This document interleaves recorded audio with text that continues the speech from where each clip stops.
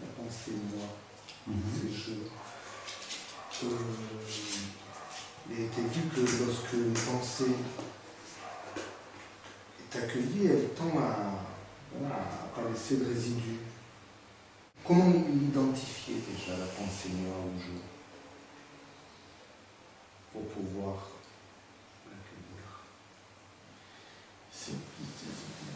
Oui, l'accueillir. C'est aussi la grâce de l'avoir pour ce que c'est, cette pensée, à savoir une simple pensée.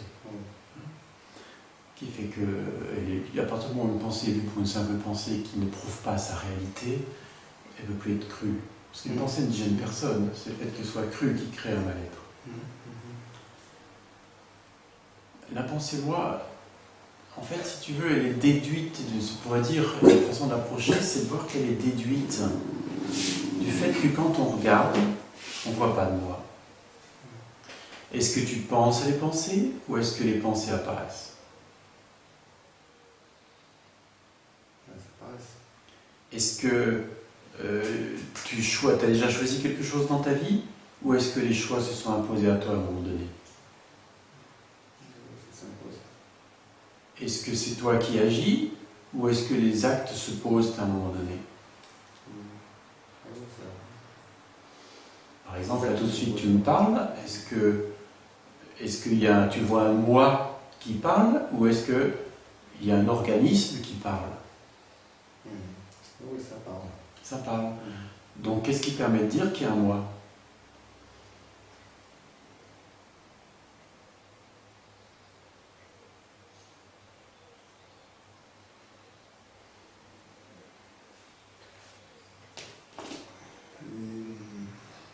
Il y a une espèce de saveur. Quelle est-elle? Une saveur, donc elle est où? Elle est encore, il y a une sensation physique. Ouais, sensation physique. Laquelle? Quand je dis moi je. Oui. C'est comme s'il y a quelque chose qui se figeait. Oui. Moi je. Donc, il y a une sensation physique. Essaie de la décrire plus avant.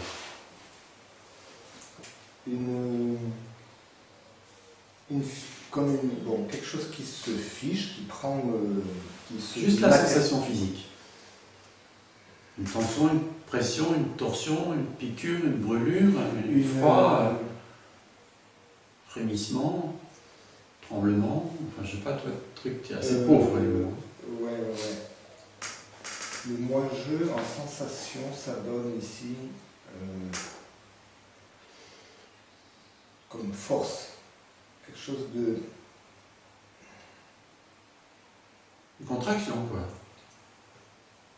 Une espèce de contraction, ouais. Ça contraction, c'est une chose, ça. Je verrais une image, si on devait mettre une image, c'est le petit garçon qui. Tu vois, qui roule les mécaniques. Voilà. Mais ça, c'est une image. Oui, ça c'est une image. Oui, c'est-à-dire que la pensée moi-je, dans le cas du petit enfant, crée un comportement, une structure corporelle.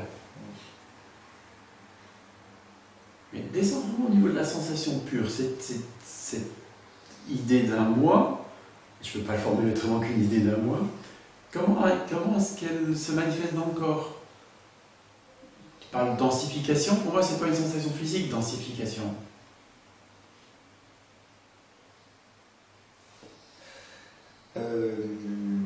Alors je dirais plutôt de l'ordre d'une tension globale, on pourrait dire qui affirme, voilà, un affermissement, qui affirme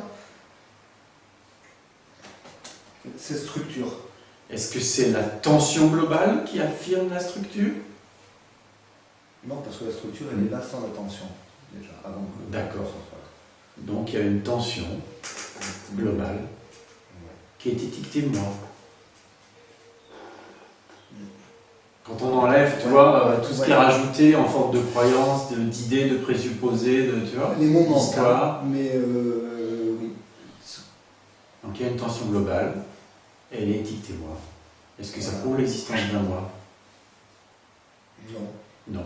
Et est-ce que cette tension globale est différente d'une tension globale qui surviendrait pour une autre occasion? Non. Et est-ce que s'il n'y a pas cette tension globale, il n'y a pas l'idée d'un moi?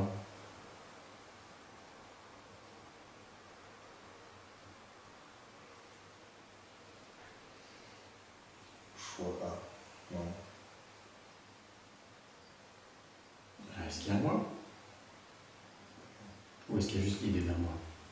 Ah, c'est juste l'idée.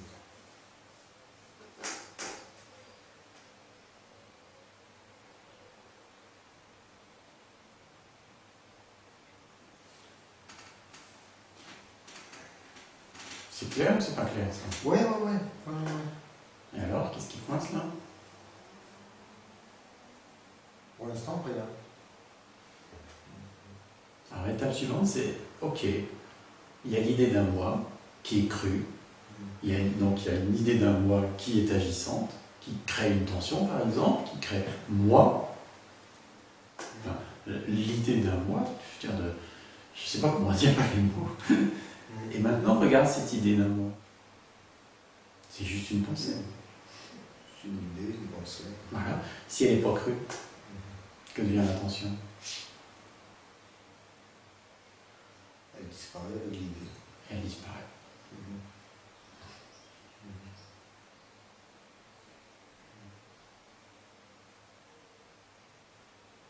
Donc il y a l'idée d'un moi qui apparaît, qui est cru ou pas, qui disparaît ou pas, qui réapparaît, etc.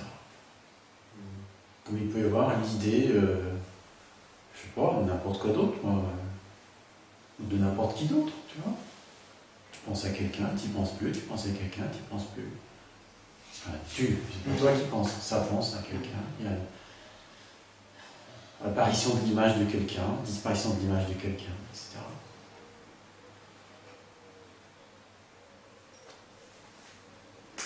On parle bien de la pensée racine-jeu.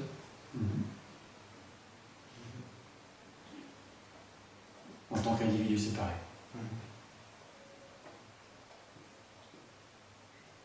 Son identification, elle se fait juste par enfin ici, par cette tension qui est crue. Enfin, par cette pensée qui est crue qui fait qu'elle engendre une tension. Oui, ou une tension. Ça oui, ça va ensemble, tout ça. On ne sait pas qu'est-ce qui est premier, on s'en fiche.